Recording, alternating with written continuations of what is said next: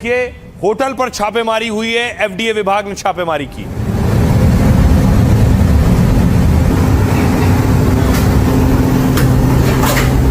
इतना गंदा क्यों है स्टोरेज आपका?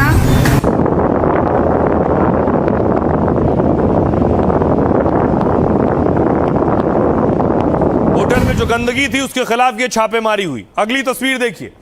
ये तस्वीर आप देख रहे हैं रेडियो क्लब की, जहां एक्शन हुआ है। देखिए जरा, कॉकरोच मिले हैं वहां।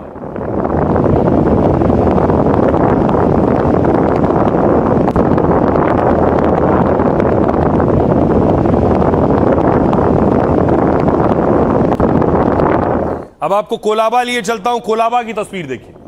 कोलाबा में बताया गया कि मैकडॉनल्ड्स पर रेड हुई एफडीए की,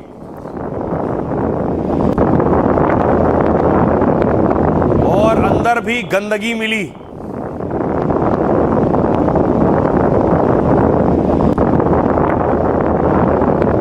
तो आइए आपको बताऊं कि इस बार तुकाराम का डंडा कहां कहां चला, किन किन होटल रेस्टोरेंट पर चला है।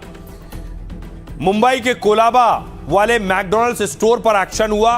एफडीए ने इस मैकडॉनल्ड्स स्टोर का लाइसेंस सस्पेंड कर दिया है, क्योंकि यह स्टोर 20 में से 18 सेफ्टी पॉइंट्स में फेल हो गया।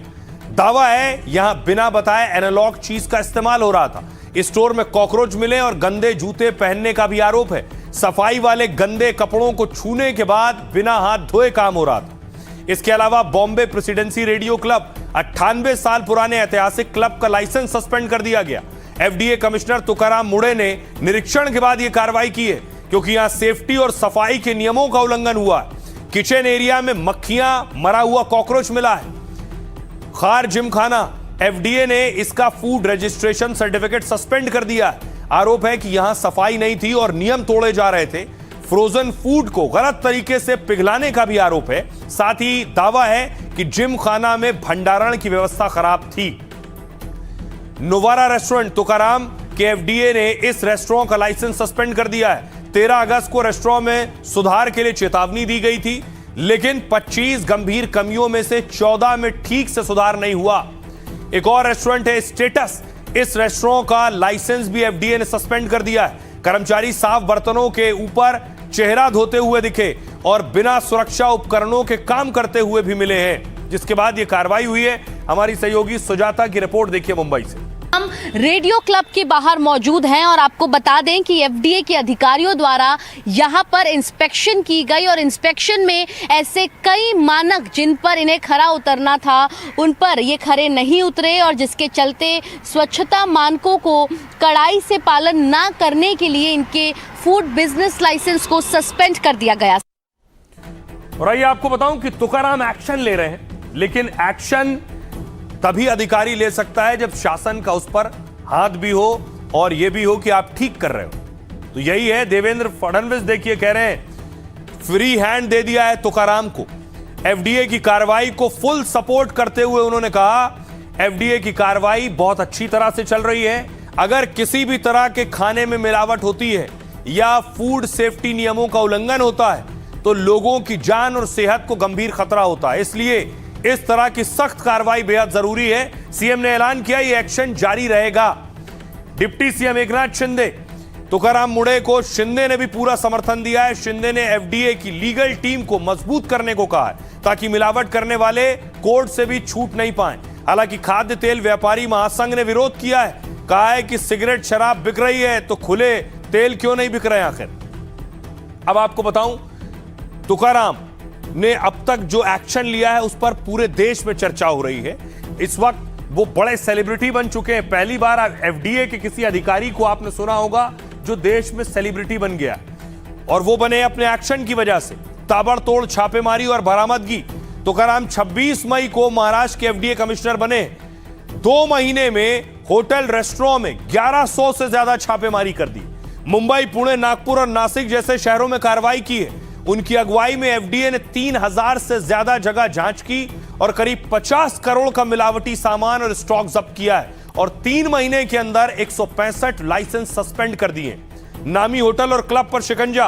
बड़े होटल और क्लब पर कार्रवाई से अधिकारी अक्सर बचते हैं, लेकिन मुंबई से पुणे तक होटल क्लब में तुकाराम का खौफ है। नियम तोड़ने वाले 400 से ज्यादा होटल और रेस्टोरेंट की जांच की गई। मुंबई के 6 मशहूर होटल समेत 56 संस्थाओं का लाइसेंस रद्द कर दिया। दर्जनों क्लब, रेस्टोरेंट और होटल को नोटिस भी थमा दिया गया है। बॉम्बे हाईकोर्ट की कैंटीन पर भी एक्शन लिया। हाईकोर्ट ने पूछा, आप सिर्फ प्राइवेट होटल और रेस्टोरेंट पर ही एक्शन लेते हैं? तुकाराम ने इस पर कोर्ट में तो बहुत ज्यादा दलीलें नहीं रखी। कोर्ट से निकल कर आए, परिसर की कैंटीन में पहुंचे और वहां भी छापेमारी कर दी। पता चला कि हाईकोर्ट की 3 में से 2 कैंटीन के पास वैध लाइसेंस तक नहीं था। तो तुकाराम ने हाईकोर्ट की 2 कैंटीन बंद करने का आदेश दे दिया। पान मसाला के भ्रामक प्रचार पर कड़ा एक्शन हुआ और वो भी स्टार्स पर। शाहरुख खान, अजय देवगन, टाइगर श्रॉफ को नोटिस दिया गया। एफडीए ने तीनों सितारों से 15 दिन के अंदर जवाब देने को कहा है। मुड़े ने कहा, फूड सेफ्टी और विज्ञापन नियम सबके लिए बराबर है। नियमों की अनदेखी करने वाले किसी भी शख्स को छोड़ेंगे नहीं। इसके अलावा केमिकल दूध और एनालॉग पनीर पर एक्शन हुआ। शैंपू और केमिकल मिलाकर बना रहे नकली दूध रैकेट को पकड़ा। 5 जिलों में एक साथ कार्रवाई की। लाखों लीटर नकली दूध नष्ट किया है। 13 से ज्यादा लोगों को जेल भेजा और दर्जनों डेयरी सील कर दी है। नकली और घटिया पनीर की बिक्री रोकने के लिए भी कड़े नियम बनाए। दूध की बजाय वनस्पति और सोया बनाने वाले पनीर पर बैन लगाया गया है। एनालॉग पनीर बेचने पर 1 लाख का जुर्माना और 6 महीने का जेल संभव है। सुनिए जरा क्या कुछ कह रहे हैं एफडीए कमिश्नर तुकाराम। इन state develop state like Maharashtra, जहाँ पे होटल इंडस्ट्री बहुत बड़े पैमाने में है, वहाँ पे अब मैं नाम नहीं लूँगा कि बहुत बड़े बड़े होटल है, महीने में 200 लीटर देते हैं रियूज वाला। So this is by any chance not acceptable. लोग हाइजीन स्टार्ट कर दिए हैं, देखना हाइजीन में है नहीं है, मेंटेन्ड है नहीं है, ग्लव्स है। अभी देखिए इनको ही देखिए, कैप वैप पहन के पूरा बना रहे हैं। हमें भी ऐसे गार्डन वड़ा पाव करके वहाँ पे भी बहुत भीड़ लगी हुई रहती है। तो वी यूजुअली नो कि 19-20 होता है हाइजीन के बारे में। आइए अब आपको बताऊं कि आखिर योगी ने कैसे पाकिस्तान का इलाज कर दिया। योगी ने पाक डॉन का इलाज कर दिया। कौन है पाक डॉन? यह है शहजाद भट्टी, जिसे आप देख रहे हैं। शहजाद भट्टी कौन है आपको बताऊंगा, लेकिन उससे पहले देखिए जरा, बहुत सी गिरफ्तारियां हुई हैं। ये सब शहजाद भट्टी के गुर्गे थे जिनको अरेस्ट किया गया है।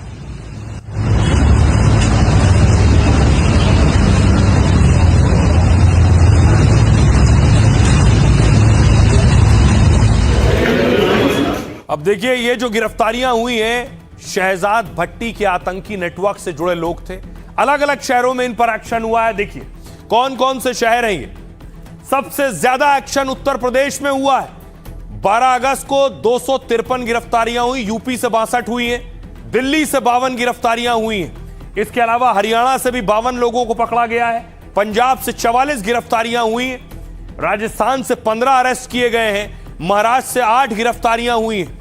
ये गिरफ्तारियां कुल मिलाकर 253 हैं। अब बड़ी बात यह है कि शहजाद भट्टी का टारगेट भारत के युवा क्यों है और किस तरह से मोस्ट वांटेड शहजाद भट्टी युवाओं को भटकाता है और अपने गैंग में शामिल करता है। देखिए जरा। और इसे पाकिस्तान का दाऊद भी कहते हैं। जिस तरह दाऊद इब्राहिम पैसों का लालच देकर युवाओं को फंसाता था, कमजोर गरीब युवाओं का ब्रेन वॉश कर उन्हें आतंकी बनाता था, उसी मॉड्यूल का इस्तेमाल अब पाकिस्तानी डॉन शहजाद भट्टी कर रहा है। दाऊद पाकिस्तान में बैठकर भारत में हवाला तस्करी का नेटवर्क चलाता है। बस शहजाद भट्टी का तरीका अलग है। उसका हथियार इंटरनेट है।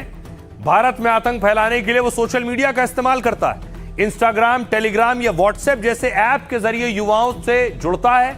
हथियार दिलाने और पैसों का लालच देकर युवाओं को आतंकी बनाता है। भट्टी ने लड़कों के भर्ती प्रक्रिया को 6 अलग अलग लेवल में बांटा है। पहले ये भारत में ऐसे लड़के तलाशता है जो ड्रग एडिक्ट हो, नशा करते हो। इसके अलावा गरीब युवा टारगेट पर होते हैं जिन्हें पैसों की जरूरत है। दूसरा लेवल है ब्रेन वॉश करने के बाद युवाओं को छोटे काम दिए जाते हैं। फिर 2 से 5 हजार का लालच देकर रेकी करना या सिम खरीदने का काम देता है और इनसे सीसीटीवी कैमरा खरीदवाते हैं और बताई गई जगह पर लगवाते हैं। इन सीसीटीवी कैमरों का एक्सेस पाकिस्तान के हैंडलर के पास होता है। आखिर में 2 से 10 हजार के लालच में हमले के लिए इन्हें तैयार कर लिया जाता है। इसी रैकेट का भांडाफोड़ किया और सबसे ज्यादा गिरफ्तारियां 62 गिरफ्तारी यूपी में हुई है। सुनिए जरा उत्तर प्रदेश के और योगी के करीबी सिपहसालार अमिताभ यश क्या कह रहे हैं। पाकिस्तान की खुफिया एजेंसी आईएसआई के निर्देश पर पाकिस्तानी गैंगस्टर शहजाद भट्टी नेटवर्क द्वारा सोशल मीडिया प्लेटफॉर्म्स के माध्यम से भारतीय नवयुवकों को जोड़ा जा रहा है। शहजाद भट्टी द्वारा स्वयं व अपने नेटवर्क में सक्रिय सदस्यों के माध्यम से धन एवं काम का लालच देकर रेडिकलाइज किया जा रहा है और एक्स मुस्लिम्स, धार्मिक नेताओं व राजनेताओं तथा पुलिसकर्मियों को धमकी व हत्या करने, पुलिस स्टेशन एवं अन्य संवेदनशील प्रतिष्ठानों पर बम, ग्रेनेड, पेट्रोल बम आदि से हमला करने हेतु उकसाया जाता है। इस नेटवर्क में सक्रिय सदस्यों द्वारा भ्रमित नागरिकों को पहले छोटी छोटी आतंकी गतिविधियां जैसे कि रैकी, आगजनी, धमकी देना, जिहादी पोस्टर चिपकाना, पेट्रोल बम फेंकना आदि घटनाएं कराई जाती हैं। छोटी आतंकी गतिविधियों कराए जाने के बाद उनसे बड़ी आतंकी घटना कराने का प्रयास किया जाता है।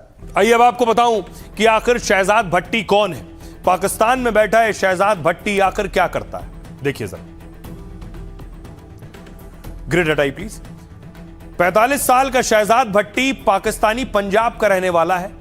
पहले ये चोरी, डकैती और लूटपाट जैसे वारदातों को अंजाम देता है, लेकिन धीरे धीरे ये पाकिस्तान के बाकी गैंगस्टर से मिला। आईएसआई की मदद से इसने अपना खुद का आतंकी नेटवर्क खड़ा किया।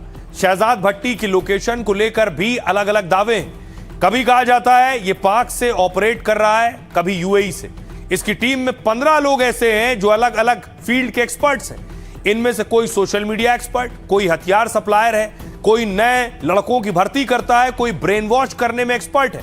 शहजाद भट्टी गैंग भारत में आतंकी हमले कर दहशत फैलाना चाहता है। इससे पहले शहजाद के गुर्गों ने देश में 3 हमलों को अंजाम दिया है। 16 मार्च 2025 को पंजाब के जालंधर में ग्रेनेड हमला। शहजाद भट्टी के कहने पर इन्फ्लुएंसर के घर पर ग्रेनेड फेंके गए और पिछले साल सिरसा के महिला पुलिस थाने पर ग्रेनेड अटैक हुआ।